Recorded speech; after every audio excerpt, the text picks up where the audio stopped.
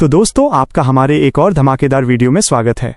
भाई, आज का एपिसोड सच में आपके रोंगटे खड़े कर देगा, क्योंकि आज कहानी में एक नहीं, दो नहीं, बल्कि कई सारे ऐसे धमाके होने वाले हैं जो आपको हिलाकर रख देंगे।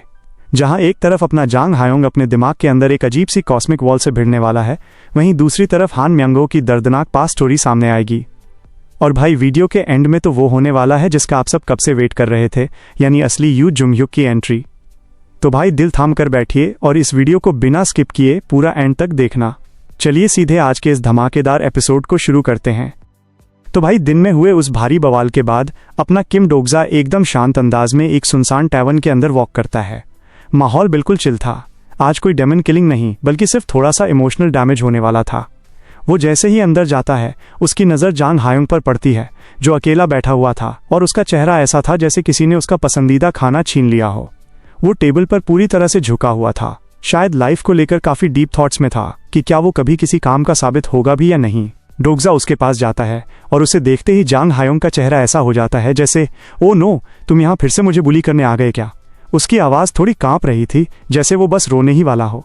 लेकिन अपना डोगजा एकदम चिल होकर पूछता है, भाई, तुम्हारा चेहरा ऐसा क्यों बना हुआ है, जैसे किसी ने तुम्हारी प्लेट से खाना चुरा लिया हो। जांग हायोंग थोड़ा टफ बनने का नाटक करता है और एक कड़वी हंसी के साथ कहता है, इससे तुम्हारा कोई लेना देना नहीं है। लेकिन भाई, ये बंदा ढंग से फेक एक्टिंग भी नहीं कर पा रहा था। वो साफ तौर पर अभी भी डोगजा से डरा हुआ था। पास्ट का ट्रॉमा एकदम रियल था। बात को ज्यादा इमोशनल होने से बचाने के लिए जांग हायोंग एक क्लासिक मूव चलता है और सीधे टॉपिक बदल देता है। वैसे वो पूछताछ कैसी चल रही है? मतलब भाई, जैसे लोग चाय पे चर्चा करते हैं, ये वैसे ही टॉर्चर की बात कर रहा था। डोगजा की टोन तुरंत सीरियस हो जाती है और वो कहता है, वो फिर से बेहोश हो गया। ये सुनने में थोड़ा ड्रामेटिक लगता है, पर इसके पीछे एक बड़ी वजह थी।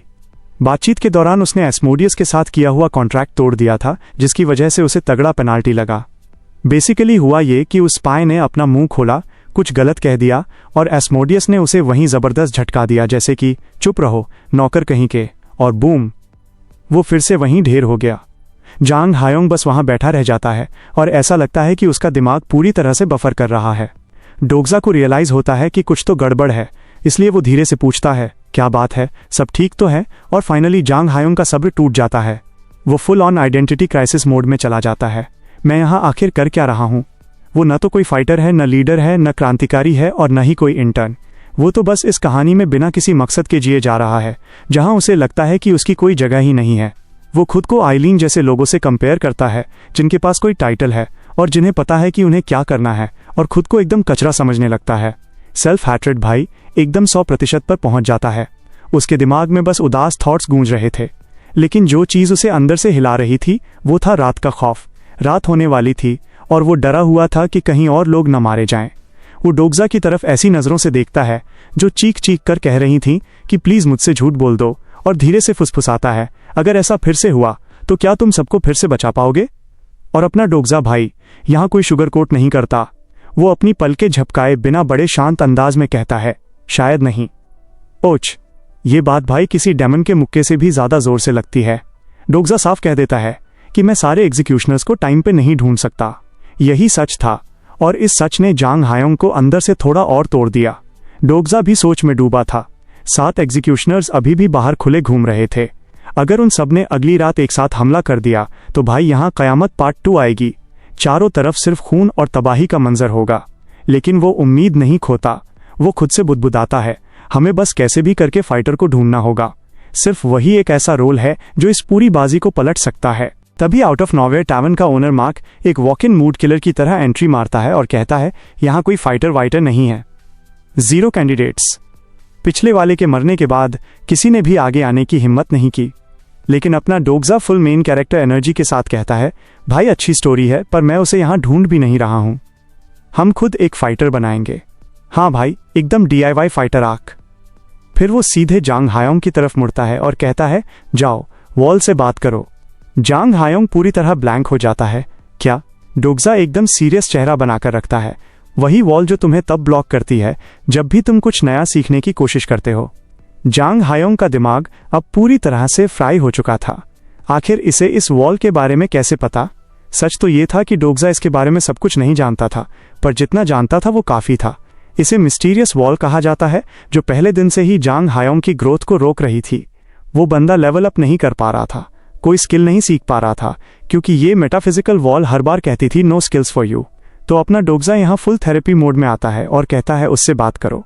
वह कोई टैलेंट की वॉल नहीं है, सीधे शब्दों में कहें तो तुम कचरा नहीं हो, बस ये सिस्टम थोड़ा अजीब है। और तभी अचानक जांग हायोंग की आत्मा जैसे शरीर छोड़ देती है और वो स्पिट मोड में चला जाता है। आंखें बिल्कुल ब्लैंक और बॉडी पूरी तरह फ्रीज।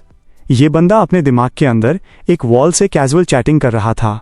जब वो उस ट्रांस में था, डोग्जा थोड़ा पास झुकता है और यूनिवर्स से भीख मांगने वाले अंदाज में फुसफुसाता है, बस उसे लेवल 1 दे दो, उसे ये स्किल्स यूज करने दो। लेकिन वो वॉल भाई एकदम आइस कंट्रोल थी, उसे रत्ती भर भी फर्क नहीं पड़ता। तब डोग्जा अपना आखिरी ब्रह्मास्त्र चलाता है और कहता है अगर जांग हायोंग मर गया तो तुम्हें इसके जैसा दूसरा वेसल पूरी यूनिवर्स में कभी नहीं मिलेगा। बूम! ये बात सीधे निशाने पर लगती है। माहौल बदल जाता है और वो मिस्टीरियस वॉल रिएक्ट करना शुरू कर देती है। पर रुको भाई, असली ट्विस्ट तो अब आने वाला है। सीन में एंट्री होती है द फोर्थ वॉल की।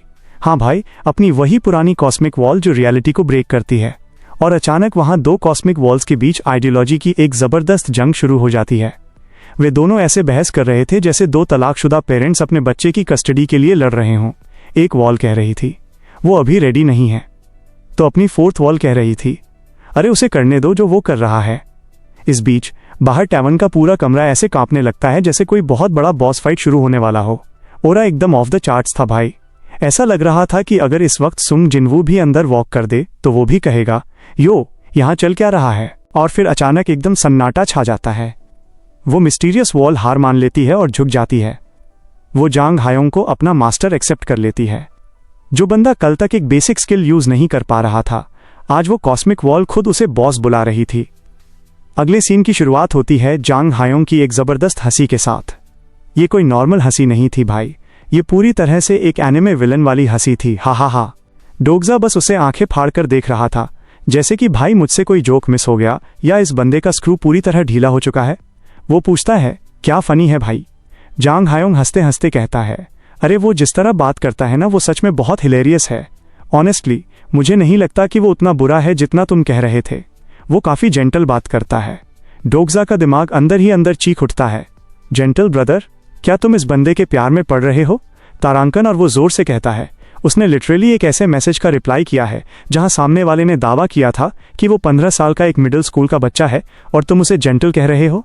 जांग हायोंग अपने सीधे दिल से उसका डिफेंस करने की कोशिश करता है, पर उसने भी तो कहा कि वो खुद 15 साल का है। डोग्जा उसे 2026 का सबसे तगड़ा साइड आई लुक देता है, जैसे कि तो वो अब प्राउडली खुद को कचरा डिक्लेयर कर रहा है। लेकिन जांग हायोंग पीछे हटने वालों में से नहीं था। वो कहता है उसने कहा कि वो एक दोस्त पाकर बहुत खुश है और उसने सच में कहा कि वो 15 साल का है। डोग्जा कहता है तुम सच में इस बात पर यकीन कर रहे हो कि इस पूरी यूनिवर्स में 15 साल का कोई कॉन्स्टलेशन तैर रहा है? तभी जांग हायोंग बड़े इनोसेंट अंदाज में उसे अपने चैट्स दिखाता है और पूछता है तुम इतने भड़के हुए क्यों हो भाई? डोग्जा स्क्रीन को घूरता है और मन ही मन सोचता है अगर ये बंदा सच में 15 साल का है भी तो वो इस आइडेंटिटी का कुछ ज्यादा ही फायदा उठा रहा है। ये तो कॉस्मिक लेवल का ड्रामा चल रहा है। तारांकन। लेकिन तभी बूम, एक बहुत तेज चीख की आवाज गूंजती है जो काउंसिल मेंबर के कमरे से आ रही थी। डोग्जा तुरंत अलर्ट मोड में आता है और उठ खड़ा होता है। वो कहता है तुम उससे चैट करते रहो, मुझे जाना होगा। जांग हायोंग पूछता है वेट, पर मैं अब उससे क्या पूछूं? डोग्जा आधा दरवाजे से बाहर निकल चुका था और चिल्लाते हुए कहता है छोड़ो उसे, वो वैसे भी फाइट करने वाला टाइप नहीं है।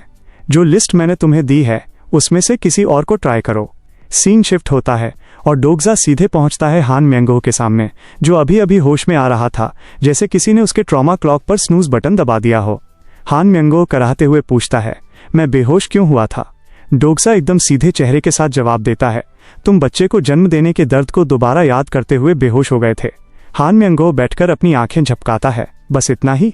डोग्जा बड़े कैजुअल अंदाज में जोड़ता है ओह, इसके अलावा तुमने एस्मोडियस को थोड़ी गालियां भी दी थीं। हान म्यांगो गुस्से में गुर्राता है वो कमीना। और अब डोग्जा उससे वो सबसे बड़ा सवाल पूछता है जिसके लिए हम सब वेट कर रहे थे। ठीक है, पर ये बच्चे को जन्म देने वाला सीन क्या है भाई? और ये एस्मोडियस तुम्हारा डिफेंस क्यों कर रहा है? हान म्यांगो एक ऐसी लंबी सांस लेता है जैसे वो 4 घंटे में 40 साल बूढ़ा हो गया हो। वो कहता है पहले मुझे एक्सप्लेन करने दो कि मेरे पास ये बच्चा आया कहाँ से। भाई ये सब उस डार्क कीपर वाली लड़ाई से जुड़ा हुआ था। हान म्यांगो ने आखिरी वार किया था, पर उसे वाहवाही और लूट मिलने के बजाय सीधे एस्मोडियस का श्राप मिल गया, जो कि demon king of lust and wrath है। अब भाई इस कर्स का असली हॉरर सुनो। ये श्राप सिर्फ आपको दर्द नहीं देता, बल्कि ये आपके खुद के इमेजिनेशन को आपके खिलाफ यूज करता है। ये आपके सबसे गहरे डर को निकालता है और उसे रियलिटी में बदल देता है। और हान म्यंगो के लिए वो डर था बच्चे को जन्म देना। डोगजा मन ही मन सोचता है, भाई तुम्हारा कैसा अजीब साइकोलॉजिकल बैक स्टोरी है यार। वो जोर से पूछता है, एक आदमी ने बच्चे को जन्म दिया, पर कैसे? हान म्यंगो जवाब देता है, हाँ मत पूछो, वो बहुत लंबी और अजीब कहानी है। डोगजा इस बात को प्रोसेस कर रहा था कि मुझे यकीन नहीं हो रहा कि मैं हान म्यंगो जैसे बंदे के साथ बैठकर ऐसा सीरियस इमोशनल मोमेंट शेयर कर रहा हूँ। तभी हान म्यंगो एकदम दबी आवाज में पूछता है, हे किम डोगजा नहीं, जुंगयुक सी, क्या तुम्हें पता है कि एक बाप होने का क्या मतलब होता है? डोगजा पूरी तरह ब्लैंक हो जाता है और जवाब देता है, उफ, मुझे कोई आइडिया नहीं है। हान म्यंगो बस धीरे से सिर हिलाता है, हाँ इसमें बहुत दर्द होता है, पर मैं खुश था। फिर वो एक दुर्लभ सॉफ्ट स्माइल के साथ कहता है, वो बहुत प्यारी बेटी है। और ये बात सच में डोगजा के दिल को थोड़ा पिघला देती है। वो कहता है, मैं उससे कभी मिलना चाहूँगा। क्या वो तुम्हारे साथ यहाँ डेमन रेल्म में है? हान म्यंगो सिर हिलाता है, अभी नहीं। डोगजा पूछता है, तो फिर वो कहाँ है? हान म्यंगो कहता है, यह एक लंबी कहानी है, सुनना चाहोगे? डोगजा मुस्कुराता है, तुम्हें तो पता ही है मुझे कहानियों से कितना प्यार है। तो भाई हान म्यंगो अपनी कहानी शुरू करता है। उस श्राप के बाद वो सीधे कोई डेमन का चमचा नहीं बन गया था।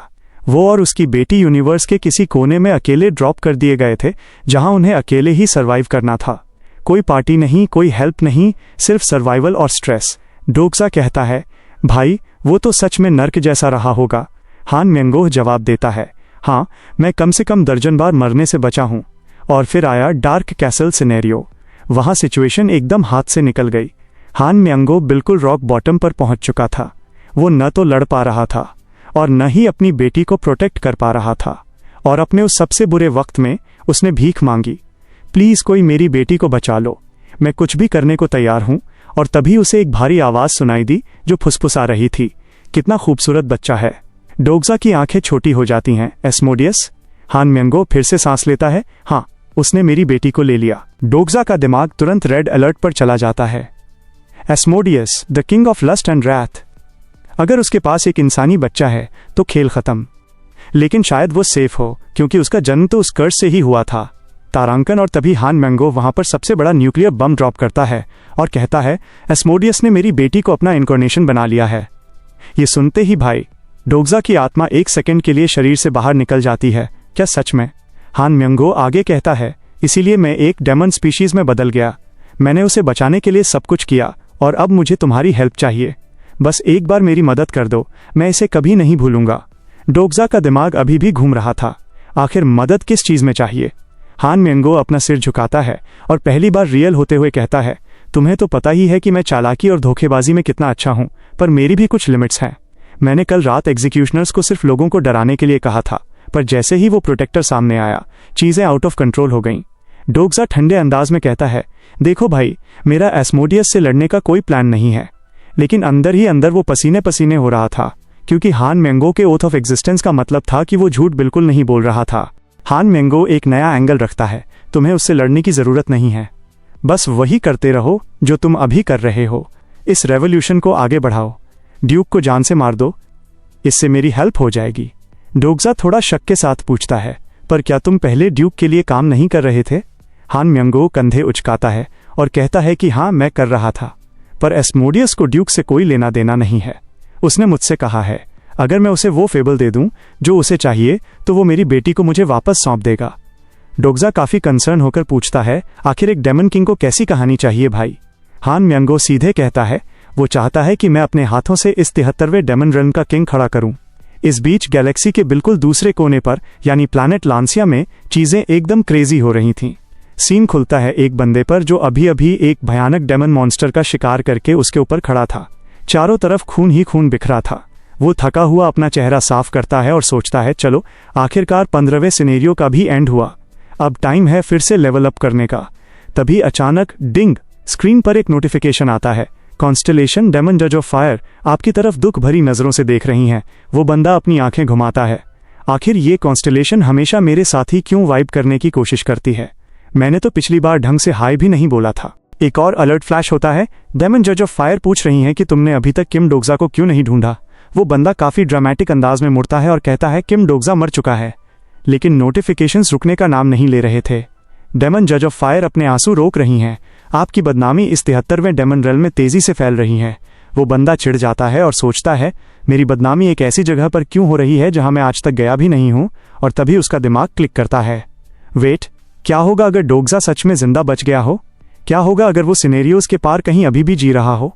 वो सीधे 73वें डेमन रेल्म के उस खालीपन को घूरने लगता है और तभी बूम, स्क्रीन पर एक हिडन सिनेरियो अपीयर होता है। Hidden scenario fake revolutionary, category hidden, difficulty 55, mission कोई बंदा वहां तुम्हारी पहचान चुराकर नकली क्रांतिकारी बना घूम रहा है।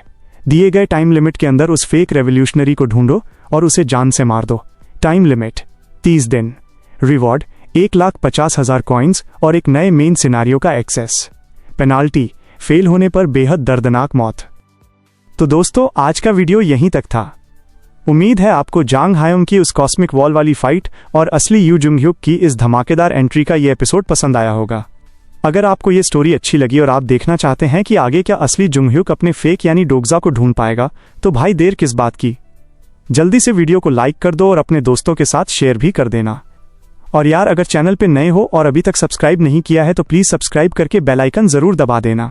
आपके एक सब्सक्राइब से मुझे बहुत मोटिवेशन मिलता है ताकि मैं आपके लिए ऐसे ही धमाकेदार वीडियो लाता रहूं। मैं इस स्टोरी का अगला पार्ट बहुत जल्दी लाऊंगा, तो हमारे चैनल के साथ ऐसे ही बने रहना। मिलते हैं अगले वीडियो में, तब तक के लिए बाय बाय।